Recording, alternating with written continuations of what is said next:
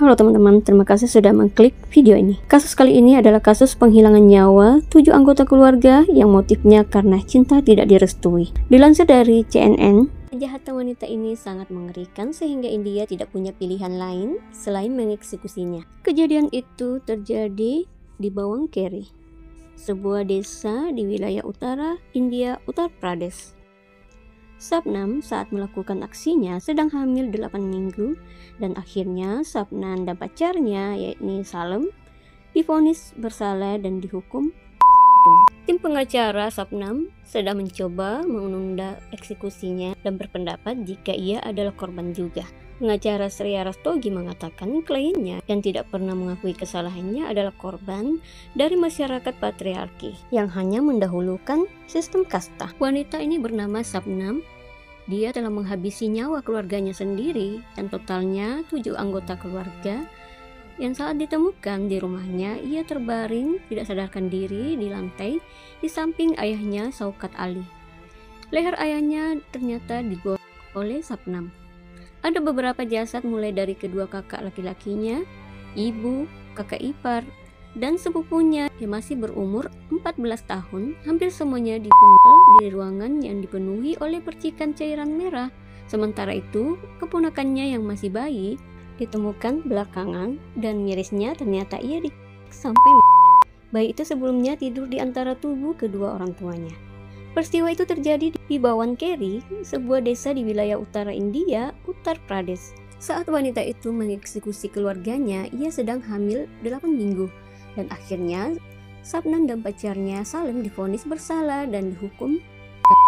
Tim pengacara tersangka mencoba menunda hukumannya dan berpendapat jika Sabnam adalah korban juga. Pengacara Sriya Rastogi mengatakan kliennya yang tidak pernah mengakui kesalahannya itu adalah korban dari masyarakat patriarki yang mendahulukan kasta.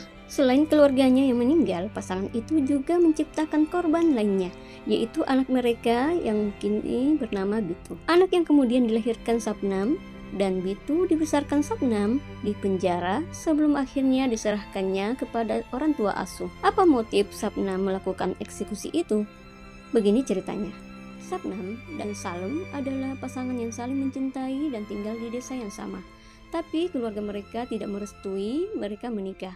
Entah idenya itu berawal dari siapa, tetapi Sabnam mengaku bahwa dia telah membantu Salim dalam kejahatan tersebut dengan membuatkan anggota keluarganya susu hangat yang telah dicampur dengan obat penenang dan kemudian mencekik keponakan kecilnya. Lalu Salimlah yang mengeksekusi para korban dengan menggunakan kapak leher mereka satu persatu. Saat melakukan aksinya, kala itu dia masih berumur 22 tahun dan bekerja sebagai guru dari komunitas Saifi. Sedangkan Salem berumur 24 tahun dan merupakan pemuda Patan. Salim bekerja di unit penggergajian kayu di luar rumah Sabnam dan mereka sama-sama dari keluarga muslim, tapi berbeda kasta. Di India, kasta sudah masuk ke dalam kehidupan sosial sedemikian rupa, padahal sistem kasta hanya diterapkan oleh keluarga-keluarga Hindu. Namun, belakangan, keluarga Muslim pun menggunakan sistem hierarki yang serupa karena berdasarkan kependudukan yang bersejarah atau dari daerah mana mereka datang, mungkin saja Muslim yang masih menggunakan sistem kasta karena masih mengikuti adat mereka yang terdahulu sebelum menjadi muslim. Tapi yang perlu diketahui teman-teman bahwa Islam adalah agama yang tidak mengajarkan sistem kasta. Semuanya sama di hadapan Allah Subhanahu wa taala, yang membedakannya hanya takwanya. Itu pula yang dahulu Nabi SAW perjuangkan di Mekah pada masa jahiliyah, yakni menghilangkan sistem kasta pada masyarakat Mekah. Dan di India, keluarga sering memaksa anak-anaknya menikah dengan orang lain yang masih dalam komunitasnya. Jika gagal melakukannya, bisa menyebabkan terjadinya kekerasan dan bahkan sampai anaknya pun dihabisi nyawanya karena dianggap mempermalukan keluarga. Kembali ke Sabnam ya.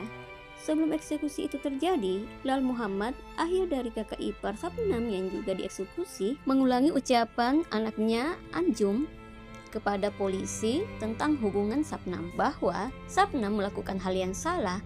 Ia ingin menikah dengan Salem dan membuat keadaan di rumah sangatlah tegang. Rekan kerja Sabnam, Niscay Tiagi, bersaksi jika Sabnam mengatakan kepadanya ia ingin menikah dengan Salem, tapi keluarganya melarang. Sukan Ali, sepupu Sabnam, mengatakan kepada pengadilan Salem sering datang ke rumah mereka, menemui Sabnam, sehingga ayah Sabnam pun marah, lalu memukuli anaknya. Namun, keluarga Sabnam tidak tahu jika Sabnam telah hamidun, anak dari Salem. Hakim Pengadilan Distrik Shah Hussaini mengamati jika warga lokal tidak akan menerima aksi haram, yakni merujuk pada anak-anak yang belum lahir sebelum pernikahan. Tapi hakim mengatakan pasangan itu sebenarnya punya pilihan yang lain untuk melarikan diri dari masyarakat konservatif Bawan Keri. Tidak perlulah sampai menghilangkan nyawa 7 orang dalam keluarganya. Tapi apalah kata kalau cinta sudah membutakan mata hatinya. Belum jelas apakah Sabnam tahu ia hamil 8 minggu saat menghabisi mereka semua. Jaksa penuntut umum mengatakan ia tahu dan hal itulah yang memotivasi aksi brutalnya. Mereka berpendapat Sabnam ingin menghabisi keluarganya agar ia menjadi pewaris properti dan dapat tinggal dengan nyaman bersama Salem dan anak mereka kelak. Pengacaranya, yakni Rastogi, mengatakan jaksa tidak bisa membuktikan teori tersebut.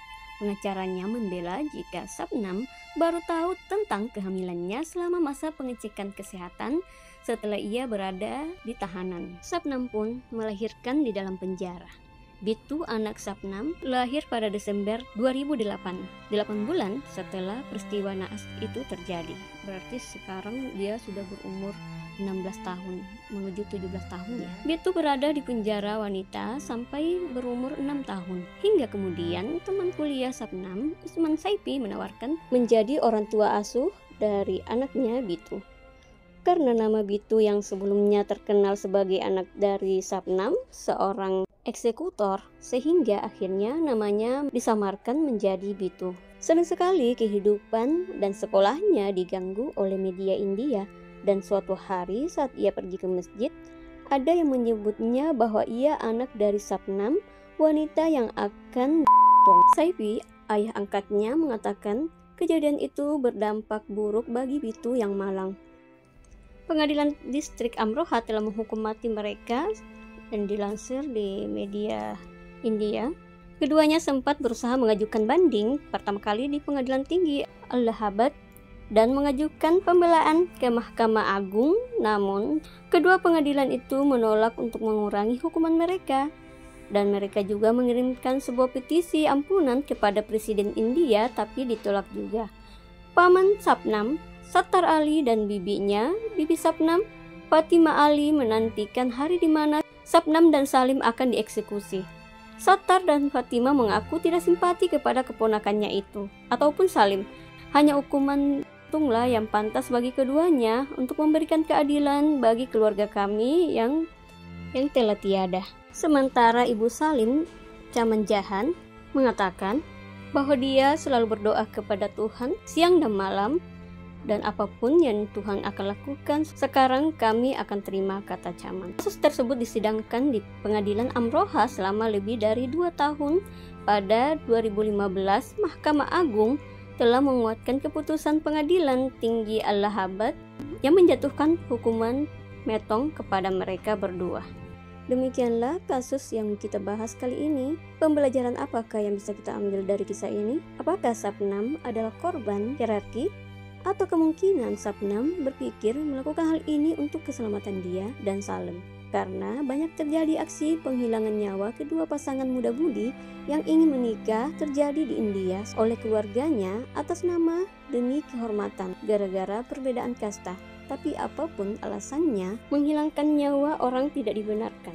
Dan terpenting, sistem hierarki harusnya ditiadakan ya guys. Itu sih menurutku, agar tidak ada lagi anak yang bertindak seperti Sabnam ini. Ya kan teman-teman? Komen di bawah ya. Terima kasih sudah menyimak. Bye. Assalamualaikum.